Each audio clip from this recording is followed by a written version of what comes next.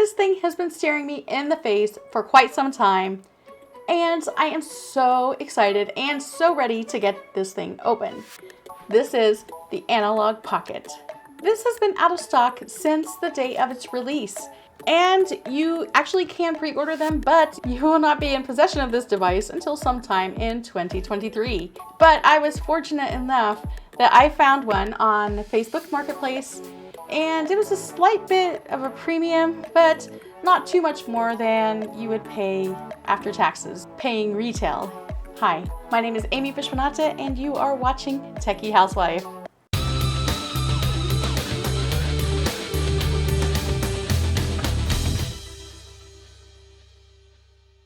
I'm sure that most of you have heard of this awesome device. This is supposed to take our Gameboy games, you know, the actual cartridge games, to the next level. And I want to see if that's actually true. If it is, the Analogue Pocket might just revive my love for collecting cartridge games. And with that, let's get right to it because I just cannot wait anymore. That's right. I'm pretty excited. So while I'm opening this, why don't we just first talk about what it is compatible with. It's compatible with Game Boy, Game Boy Color, Game Boy Advance game cartridges. With an adapter, it can be used with Game Gear games and some others. You can kind of look that up. Actually, there's a lot of videos on those things out there. The specs, we have the 3.5-inch LCD, that's 1600 by 1440 resolution, 615 PPI. We have a 360 display rotation, variable refresh display, rechargeable lithium ion, 4300 mAh battery. Some people say 6 to 10 hour gameplay, some people say less. All buttons are actually mappable. It has stereo speakers, micro SD card slot, USB-C charging, original style link port, and 3.5mm headphone output. So we got through the specs really quickly because I really do want to open this. One thing that is so exciting with the Analogue Pocket is that they've tried hard to keep it like an original experience. And I'm trying to open this box while I'm talking and it's not working. So they want to keep it like an original experience, even up to the link cable port. So that's pretty cool. It also offers a lot of settings to customize how you want to enjoy your experience. So this is kind of a dream for many people. So as you can see, we have the white Analogue Pocket. It's pretty, but you know, that's what was available, so that's what we got. But I think I like this better than the black one. I feel like the black one, when I've seen it on videos, has collected lots of dust and you can see everything everywhere. Whereas this will not show that as much, and it looks pretty good actually in white. That's what I like about you. What I like about you. Okay. So we have the Analogue Pocket itself. Pretty basic. We have let me see what this is. Analogue Pocket Quick Start Guide. And of course, I mentioned earlier, it's USB-C. So we'll put that aside for 1 second, and I am actually hoping that this has a charge. And we do have power, yay! Follow the short tutorial for an introduction to the Analogue Pocket. So it's basically giving you the instructions on what button does what. There is a protective covering on there. I don't think I want to take it off yet. Just give me a couple of minutes here to go through this and we will do that. So, without further ado, I would like to see how this plays, see if it is as great as they say. So we have the D-pad, which feels pretty solid there. I'll know more once I start playing. We have our buttons, which look great. Some convex and concave there. We have the start, select, and then menu button here. Turn it this way. We have the headphone jack, USB-C port, and this is the link cable port. Of course, we already saw this. Power on, volume up and down. Speakers on the side, we have stereo speakers, and the SD card slot and the cartridge slot. Two lovely shoulder buttons, which I've also heard mixed things about those. Some people love them, some people hate them. But I think my hands are small enough that I will enjoy them being there. So this did come 100% charged, by the way, which it shows right here. Let's just see how the screen brightness actually is. Wow, that's max. That is pretty bright, actually. I don't know if you're seeing that in the camera, but it looks great.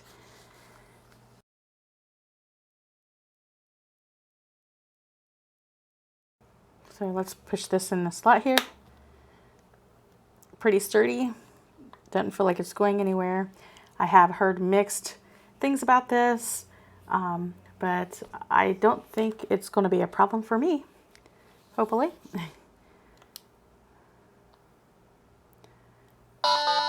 Wow. Listen to that. And look at that screen. Let me just turn it down.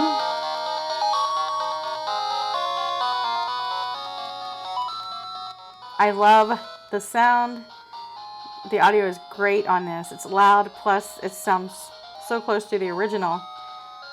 And the display is beautiful. This does have Gorilla Glass, so you may actually want to get a screen protector, as Gorilla Glass is pretty hard to replace. And a cool fact here is that, let me turn it down a little bit more, that this is 10 times the resolution of an original Game Boy. That is so cool.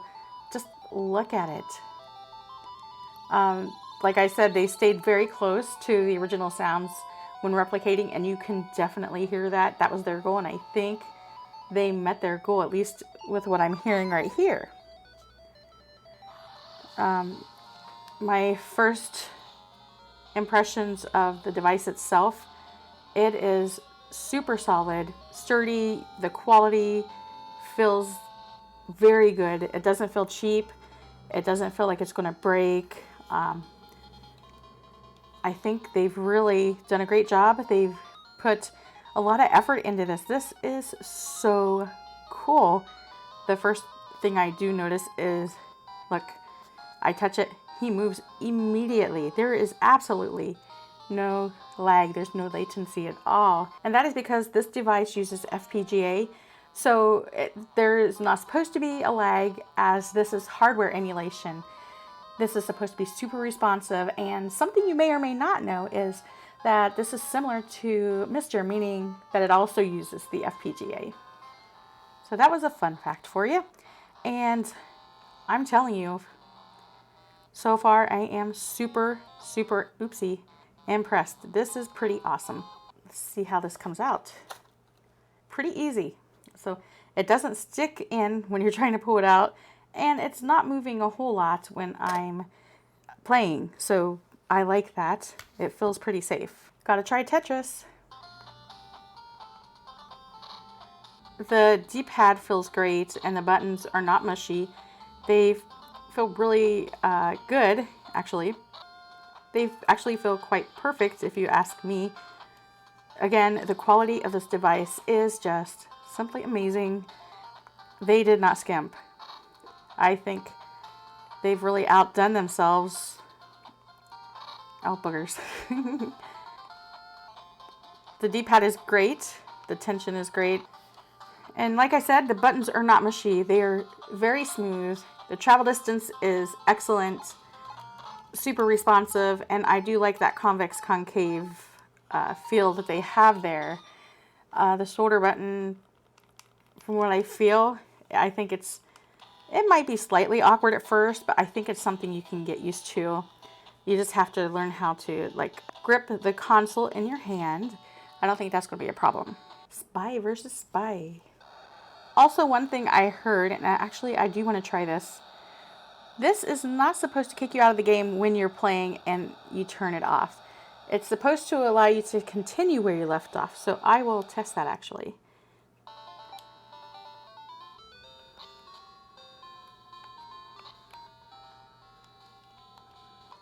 Okay, let's see if I can power this off.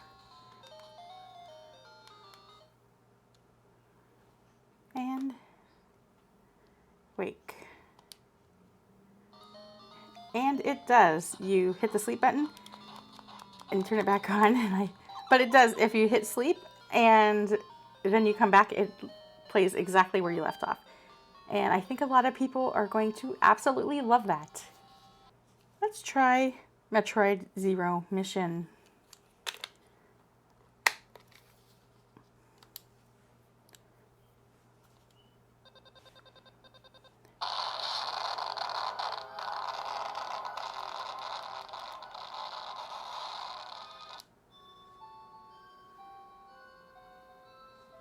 You hear that music?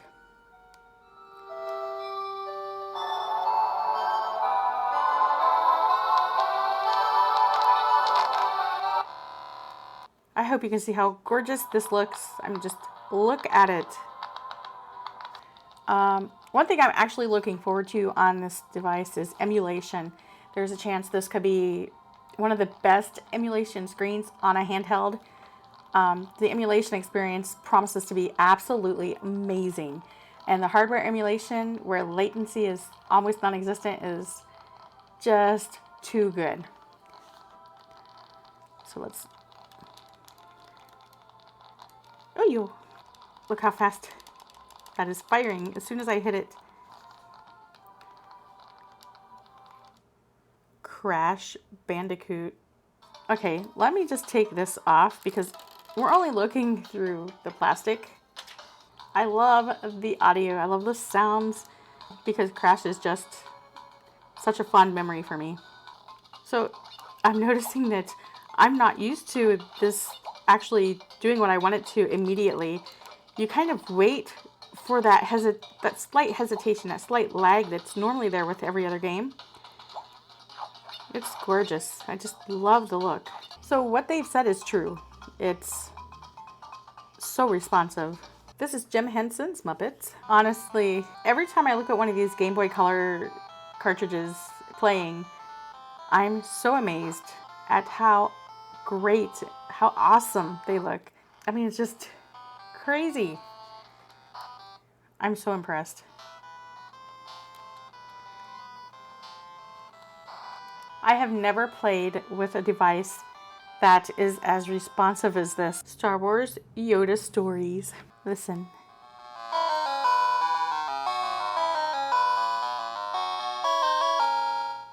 Entering Imperial Star System. This is fun. Whoa. He's moving pretty quick here. Okay, so I have absolutely thoroughly enjoyed playing these games. And quite honestly, I don't even know if I've had the same experience playing on like an actual Game Boy itself. Let's compare these two. I have a pretty old Game Boy Color here. So in the Game Boy Color itself, I have Donkey Kong 1. Let's just turn that on. See, the screen is a little difficult to see, but I'm hoping you can see that pretty good. I do happen to have Donkey Kong Land 3. Now let's do one thing here. This is volume all the way up on an original Game Boy.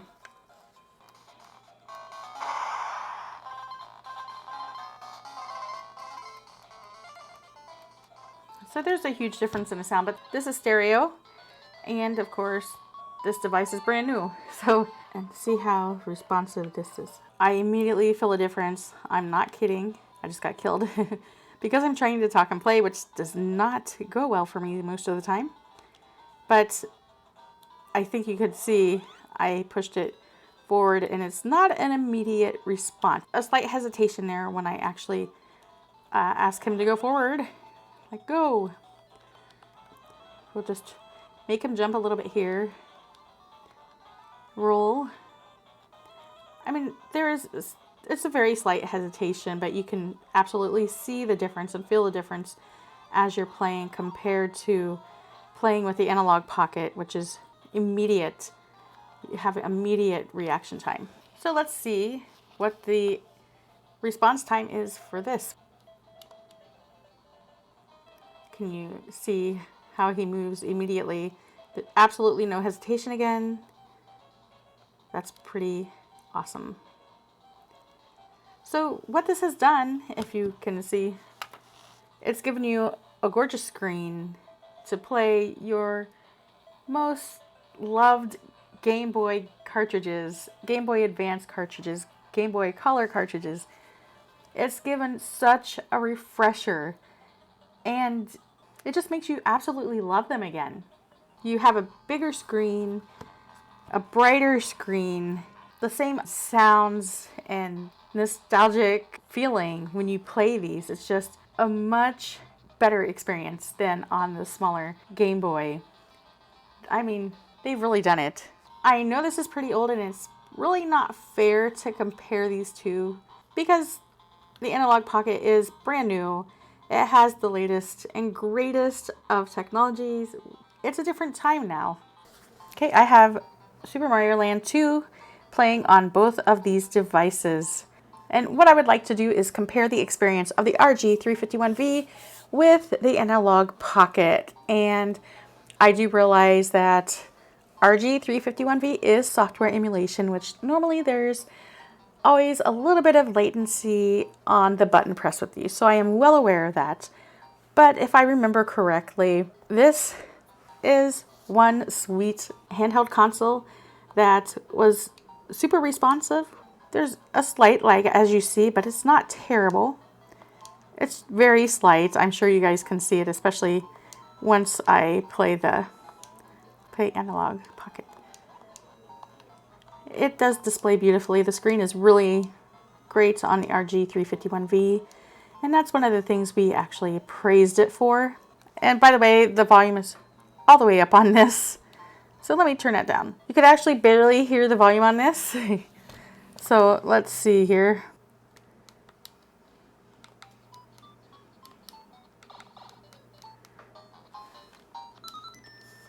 I love the sounds. It's funny because I was actually saying that the RG351V felt pretty responsive for an emulation device, but I picked this up and play it. It's immediate, total, like right away I touch it, it responds. It just blows my mind. It's crazy. And I noticed this moves at a faster pace. The RG351V was actually a bit slower than this, which is very interesting. Can I go down there? Yeehaw! It's exactly what they set out to be. It's the experience they wanted to give. They weren't kidding. I did kind of figure that the Analogue Pocket was going to be quite a bit better because the way it's made and because it uses FPGA, which is pretty powerful. Now, when I do play with the D-pad, compared to the Analogue Pocket, it feels a little mushy, which is really weird because I never thought that it felt that way. And you feel a difference with the concave and convex design. It really gives you another experience. The buttons are pretty much spot on perfect for this. And for this, they're really good actually. But I think that the Analogue Pocket's buttons are a bit better. So I still think for emulation purposes, 351V is amazing. It's wonderful. But I think when emulation comes along, I'm not sure that it's going to be as amazing and wonderful as the Analogue Pocket, which I'm in love with it. I just gotta say. And it's pretty beautiful if you ask me. I will say the cartridge slot has not given me one bit of a problem. It's a little warm actually, but I will say the cartridge slot has not given me any problem whatsoever. And I've actually had my hands resting pretty much on those shoulder buttons the whole time, and it's not been a problem. I will say this, however, the screen is pretty hot. It's really hot to the touch.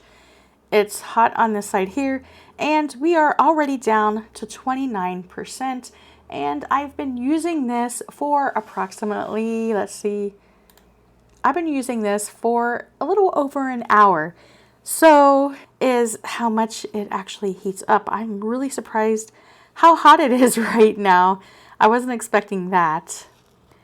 But overall, this is one of the absolute best devices for cartridge playing I have ever put my hands on. You guys can say whatever. It is so cool. I thought it would be cool to have all three of these actually playing something Donkey Kong related, so you can see the differences in the screens. So what I want to do right now is show you some of the settings in the actual Analogue Pocket itself. So here's how this works. First, you have to play the cartridge. So once we hit play cartridge, we hit the menu button and we go down to settings, systems, and then this will show how you want it to play. Do you want the cartridge to act like Game Boy, Game Boy Color, Game Boy Advance, and so on? We are already on Game Boy, so let's go in. We select Game Boy, we go to video, and you'll see it's already highlighted. Hit display mode, and right now we are playing in the original DMG mode. So let's see what happens if I go to Analog, which is the Analogue Pocket's version of this Game Boy, and you'll see there's a difference there. And let's go to Game Boy Pocket. You see that difference there. Original light. And this is really cool, Pinball Neon Matrix. So it does give some options on how you would like to play. A unique experience, I guess, for whatever way you like to play. I'm going to select Analog Game Boy. And if we go back real quick, I just want to show you the audio section. This cartridge actually doesn't give you any, but I will show you on a Game Boy Advance. It will give you a couple of options. So as you can see, there's a few differences here. This has almost like a greenish tint in the grayscale, and this is more straight to the point. I am grayscale. So you can see the difference there. I just thought that would be something cool to show you side by side. And we already talked about the differences in response time when you're actually playing the game. This looks super smooth, actually. Now, I do have the brightness turned down because when the brightness was turned all the way up, the battery was draining so much, it was not funny. And the screen was actually getting really hot. So I don't recommend turning the brightness up all the way and playing for even an hour. Because after, it was about an hour and 15 minutes, my screen was pretty hot.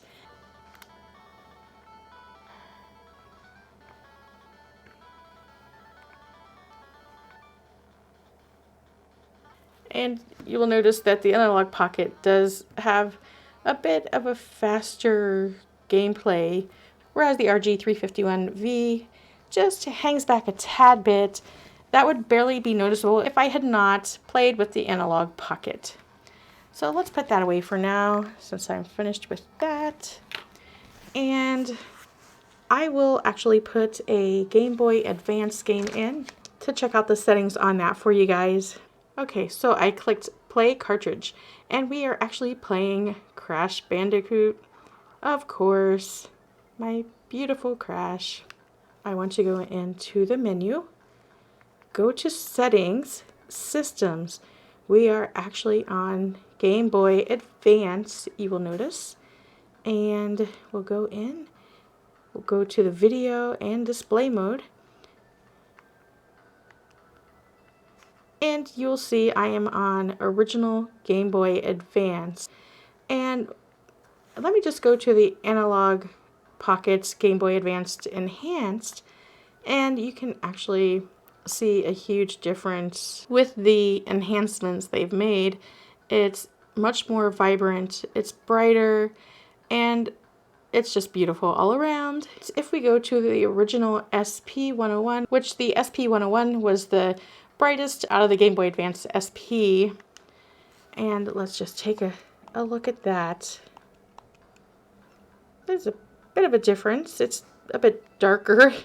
But keep in mind, back then, this would have been pretty cool because even though we didn't notice, they were lacking just a little bit in the brightness. We would have considered this pretty cool back then. So let me go back and show you the difference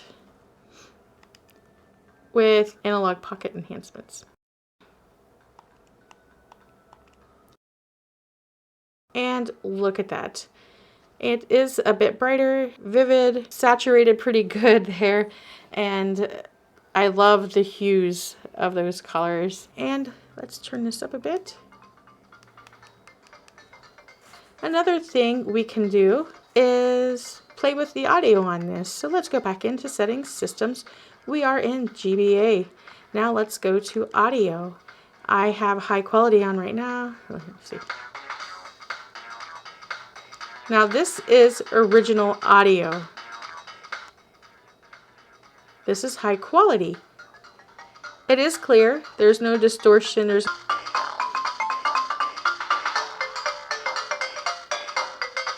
Now the original does have like a brighter sound and it's a little more tinny, but it keeps to the original sound, I think. When you go to high quality, it kind of gets rid of all that noise that might have been in there. But it's not quite as loud as the other. But you can hear that the quality has definitely increased and it sounds very clear and clean. So whatever your preference is, you just choose that and go back to your game and have fun. And the game is absolutely beautiful, of course. And so many times I've actually mentioned it already, the Analogue Pocket is just completely amazing. I think this is a pretty special device. Let's go to a Game Boy Color cartridge. Now let's look at the Game Boy Color settings. And of course, you know, nothing is complete without playing Zelda. So just enjoy that. Yep. Okay. So you will see we are in Game Boy Color. Let's go to the video settings, display mode, and let's look and see what original Game Boy Color looks like. And see if there's a big difference or not.